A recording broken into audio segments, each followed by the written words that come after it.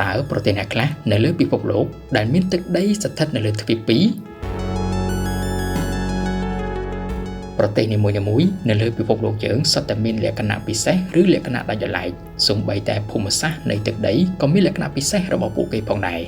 នៅក្នុងវីដេអូនេះសូមលើកឡើងនៅប្រទេសមួយចំនួន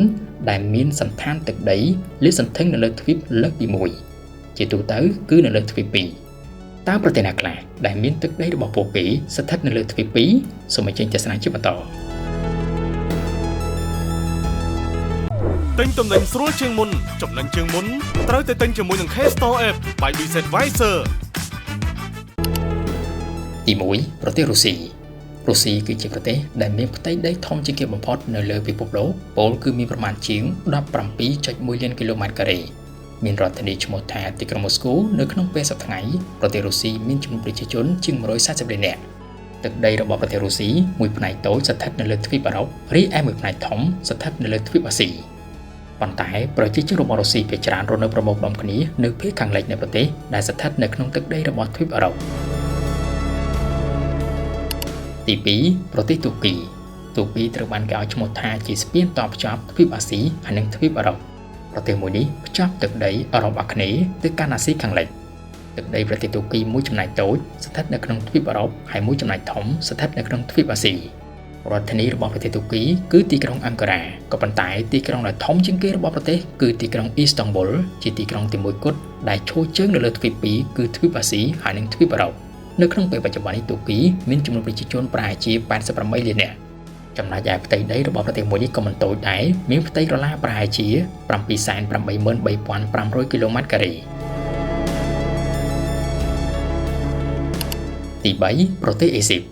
ទឹកដីមួយចំណែកធំរបស់អេស៊ីបស្ថិតនៅក្នុងទ្វីបអាហ្វ្រិកប៉ុន្តែមួយចំណែកតូចស្ថិតនៅក្នុងទឹកដីអាស៊ីភាគខាងលិចគឺតំបន់ស៊ីណៃឬក៏គេហៅថាឧបទ្វីបស៊ីណៃទីក្រុងខេរ៉ូជាទីក្រុងដែលធំជាងគេនិងជារដ្ឋធានីរបស់ប្រទេសអេស៊ីបនៅក្នុងពេលសប្តាហ៍ប្រទេសអេស៊ីបមានចំនួនប្រជាជនប្រហែលជាង116លាននាក់ចំពោះផ្ទៃដីប្រទេសវិញអេស៊ីបមានទំហំដល់ទៅជាង1លានគីឡូម៉ែត្រការ៉េទី4ប្រទេសកាហ្សាស្ថានប្រទេសមួយនេះមានទីតាំងជាចម្បងនៅក្នុងទ្វីបអាស៊ីភាគកណ្ដាលឬដែលគេហៅថាអាស៊ីកណ្ដាលប៉ុន្តែមួយផ្នែកតូចនោះមានទីតាំងនៅក្នុងទ្វីបអឺរ៉ុបប្រទេសមួយនេះសម្បូរប្រេងហើយមានផ្ទៃក្រឡាធំណាស់ពលគឺមានរហូតដល់ទៅ 2.7 លានគីឡូម៉ែត្រការ៉េមានរដ្ឋធានីឈ្មោះថាអាស្តាណានៅក្នុងពេលបច្ចុប្បន្នទោះបីជាមានផ្ទៃដីធំប៉ុន្តែមានប្រជាជនសរុបត្រឹមតែប្រហែលជា20លាននាក់តែប៉ុណ្ណោះសេដ្ឋកិច្ចរបស់ប្រទេសមួយនេះពឹងផ្អែកខ្លាំងបំផុតទៅលើអាជីវកម្មរ៉ែឧស្ម័នធម្មជាតិហើយនិងប្រេងទី5ប្រទេសអាសេបៃសាំងប្រទេសមួយនេះមួយចំណែកធំមានទីតាំងនៅលើទ្វីបអាស៊ីគឺតំបន់អាស៊ីភាគខាងលិចហើយមួយចំណែកតូចនោះមានទីតាំងនៅក្នុងតំបន់ Caucasus នៅលើទឹកដីអឺរ៉ុបរដ្ឋធានីរបស់ប្រទេសមួយនេះមានឈ្មោះថាទីក្រុងបាគូជារដ្ឋធានីរបស់ប្រទេសដែលមានសភាពទាបជាងគេបំផុតនៅលើផ្ទៃផែនដីអាសេបៃសាំងទទួលបានឯករាជ្យពីសូវៀតកាលពីឆ្នាំ1991ហើយមានប្រជាជននៅក្នុងពេលបច្ចុប្បន្ននេះជាង10លាននាក់